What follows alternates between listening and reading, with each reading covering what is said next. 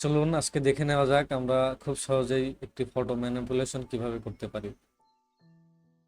আমার কাছে দুইটা ফটো আমি কালেক্ট করে রাখছি, এই দুইটা আমি ড্রাইভ লিঙ্ক করে আপনাদের অবশ্যই দিয়ে দিব।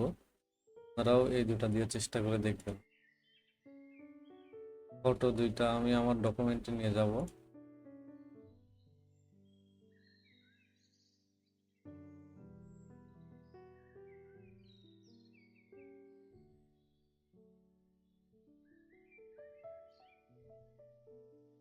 ওকে, কনভার্ট টু স্মার্ট অবজেক্ট করে নিব। এরপরে আমরা ফিল্টারে চলে যাব। ফিল্টার থেকে ক্যামেরা র ফিল্টার,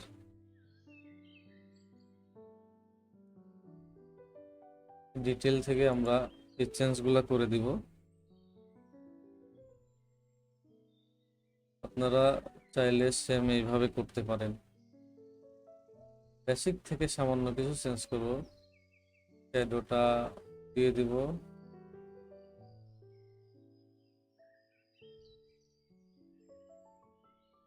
কিছুটা ব্ল্যাক দিয়ে দিব। টেক্সচারটা একটু বাড়াই দিব। ওকে করে দেব। ওকে, এইটুকু কাজ আমাদের শেষ। এখন আমাদের কাজ এইটা নিয়ে। তো এর আগে আমরা একটা রাউন্ড শেপ ক্রিয়েট করে নেব এইখানে, এই মিডিলে, মানে ক্যামেরার লেন্সের ওপরে।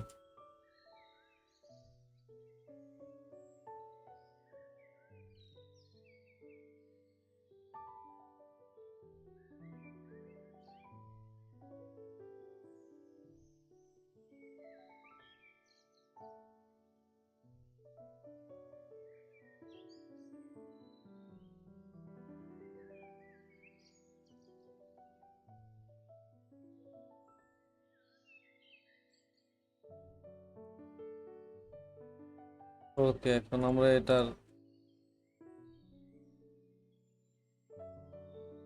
একটা কপি করে নিব।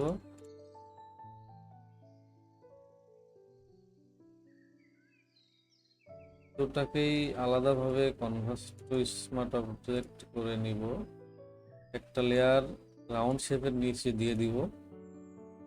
এটা অল্টার প্রেস করে ক্লিপিং মাস্ক করে দেব রাউন্ড শেপের সাথে। এখন এই দুইটা ধরে এইখানে যে চিহ্নটা দেখতেছেন এইখান থেকে আমরা হচ্ছে লিঙ্ক করে দিব। এই যে এখানে লেয়ার লিঙ্ক লেয়ার্স ক্লিক করলে লিঙ্ক হয়ে যাবে। এখন যদি আমরা এই যে কোনো একটা লেয়ার এইদিকে এদিকে সরাই, তাহলে দুইটাই সেম ভাবে একইভাবে সরবে, কি একইভাবে কাজ করবে। হ্যাঁ, ঠিক আছে।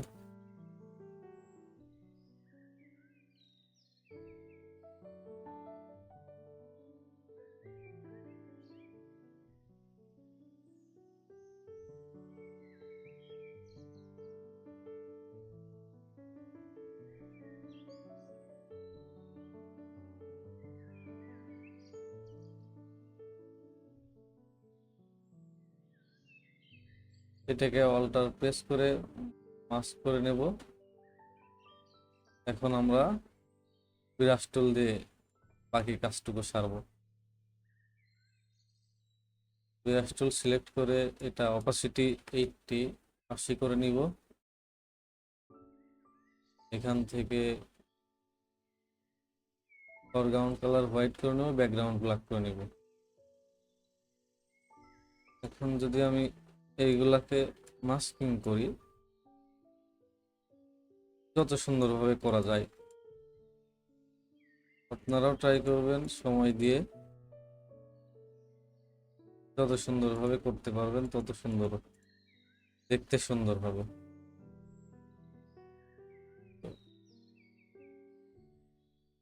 একে আমি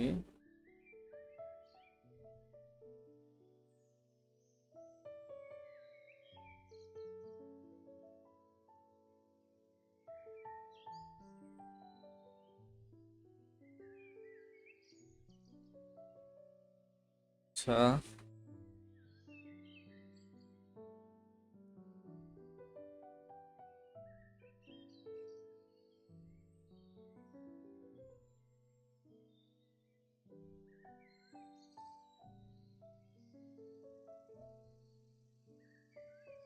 আমাদের এতটুকু কাজ শেষ, আমরা এখন একটু কালার কারেকশন করে নিব। আমরা ব্রাইটনেস এন্ড কন্ট্রাস্টে গিয়ে ব্রাইটনেস -35, কন্ট্রাস্ট করে দিব +48। ওকে, আমরা এখন যাব কালার ব্যালেন্সে গিয়ে এই চেঞ্জগুলা করে দিব।